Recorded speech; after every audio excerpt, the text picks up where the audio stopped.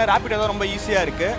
ஒரு இடத்துக்கு சீக்கிரம் போய் இது பண்ணுறதுனா பட்ஜெட் ஃப்ரெண்ட்லியாக இருக்குது. இப்போ ரேட்டு வந்து கம்மியாக இருக்கு. ஆனால் இதே இப்போ நம்ம நார்மல் டாக்ஸினா ரொம்ப கஷ்டமாக இருக்கும். ஒரு இடத்துக்கு சீக்கிரம் வர மாட்டாங்க, ரேட் அதிகமாக. இப்போ கூட நாங்கள் ஒரு ஆட்டோ கேட்டோம், அவங்க 100 ரூபா கேட்டாங்க. இதே இப்போ நான் பைக் டாக்ஸியாக இருந்தால் 70 ரூபா 60 ரூபாயிலே முடிஞ்சிடும். ரொம்ப ஈஸியாக இருக்கும். ஆட்டோனா இப்போ 250 இருக்குன்னா அம்மா சேர்த்து ஒரு 50 ருபீஸ் கொடுக்குறீங்க, 300 டோட்டலாக வாங்கிடுறாங்க. ஸோ எனக்கு வந்து ரேபிட் ரொம்ப கம்ஃபர்டபுளாக இருக்குது. இப்போ வேறு ஒரு ஊர்லேருந்து வரோம் அப்படின்னா இப்போ மார்னிங் டைமில் ஏர்லி மார்னிங் டைமில் பார்த்திங்கன்னா அவைலபிளாக இருக்காது. ஸோ அந்த மாதிரி டைமில் நமக்கு எப்போதுமே இந்த பைக் டாக்ஸி அப்படின்ற ஒரு விஷயம் அவைலபிளாக இருக்கிறதுனால இது ரொம்ப பெனிஃபிட்டாக இருக்குது. அரசாங்கத்தோட பொது போக்குவரத்து கரெக்டாக இருந்தால் அடிக்கடி பஸ்ஸு இது மாதிரி விஷயங்கள், எலக்ட்ரிக் ட்ரெயின், பஸ்ஸு தான் ரொம்ப லேட் ஆகுது. அதனால தான் இது மாதிரி வண்டிகள் வாகனங்கள் வந்து எதிர்பார்க்க வேண்டியது இருக்குது. அரசாங்க நடவடிக்கை எடுத்து நாங்கள் இது மாதிரி இதை எதிர்பார்க்க போகிறோம்.